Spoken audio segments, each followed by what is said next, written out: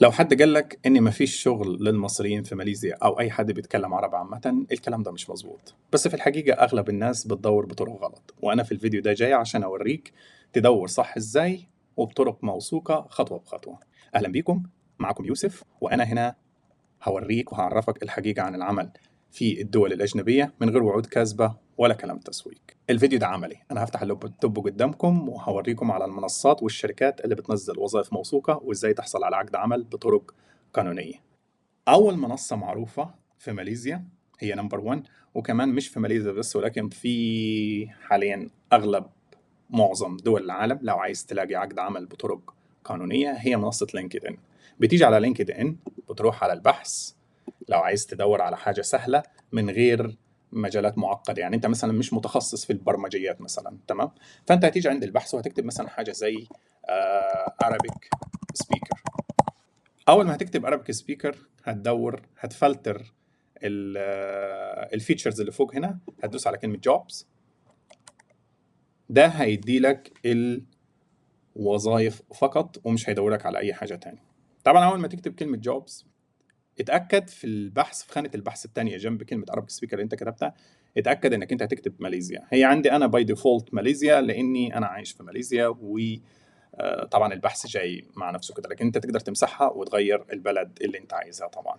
فالفيديو ده بصراحه ينطبق على سواء انت عايز تلاقي وظائف في ماليزيا او عايز تلاقي وظائف في دول تانية يعني. فانت بعد كده بتلاقي وظائف باشكال مختلفه. بتلاقي زي ما انت شايف هنا كاستمر سبورت اكسكيوتيف، نيتيف Arabic سبيكر بلس تركيش لو انت عارف تركي، كاستمر سبورت اسوشيتد، مينا ماركت. مينا ماركت اللي هو الخاص بالناس اللي بتتكلم عربي عامه يعني. في شركه اسمها زيل جروب. عندك كاستمر سبورت Arabic سبيكر از ويل فور تي بي. وهي دي الوظائف اللي احنا بنيجي عليها. يعني احنا اول ما بنيجي على ماليزيا، اول ما انا جيت على ماليزيا، انا جيت على وظيفه شبه الكاستمر سبورت، كان لها اسم ثاني، ترانزاكشن بروسيس اناليسيز. ام نوت شور يعني ليه كانوا مخلين الاسم صعب بالشكل ده كله، ولكن هي دي الطريقه اللي احنا بنيجي عليها البلد. وظيفه هاديه لو انت لسه متخرج، او لو انت مش معاك مؤهلات مثلا في البرمجه، لاني اكتر حاجه البرمجه هنا في ماليزيا مثلا. لو انت عايز تطلع على الهادي ومش قادر تروح، او حتى لو مبرمج بس ما عندكش اكسبيرينس فمش قادر تسافر على ماليزيا، فاطلع على شغلانه بسيطه زي كاستمر سبورت، كونتنت مودريتور، انتربريتر، مترجم، خدمه عملاء. كلمة كونتنت مودريتور دي هتلاقيها في كل أغلب الشركات، سواء شركات السوشيال ميديا كلها، بايدانس واللي مشهورة عن تيك توك، فيسبوك، انستجرام، أي منصة سوشيال ميديا بيدوروا طول الوقت على كونتنت مودريتور. ودي الوظيفة اللي أنا جيت عليها بالمناسبة. أول ما جيت ماليزيا كانت بالمسمى ده.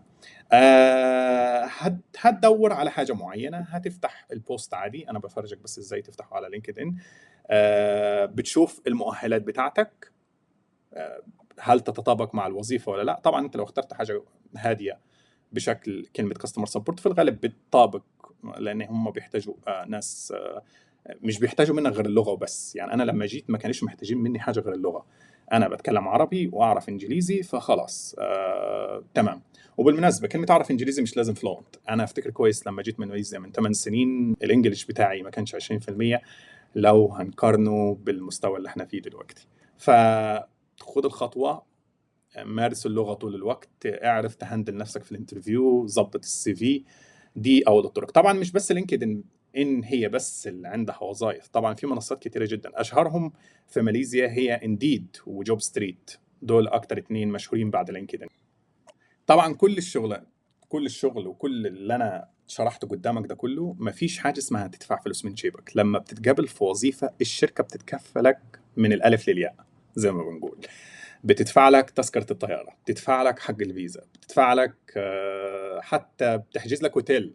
اول ما بتوصل بتحجز لك اوتيل من اسبوعين لشهر، عشان على ما انت تدور وتلاقي سكن، وكل ده على حساب الشركة. حتى التاكسي اللي بيجيبك من المطار لحد الهوتيل برضه بيكون على حساب الشركة. فأي حد هيقول لك ادفع لي فلوس هي ما إلا نصب. ما تثقش في الشخص اللي يقول لك ادفع لي فلوس. طبعا في الفيديوهات الجايه برضه هنشرح مع بعض ازاي احضر نفسي قبل ما اقدم على وظيفه معينه، او من اول ما قدمت على وظيفه معينه ازاي احضر نفسي، ازاي اهل نفسي ان انا اكون شخص من الاشخاص الالاف اللي هتقدم، بس انا هتقبل. هنشرح مع بعض ده ازاي.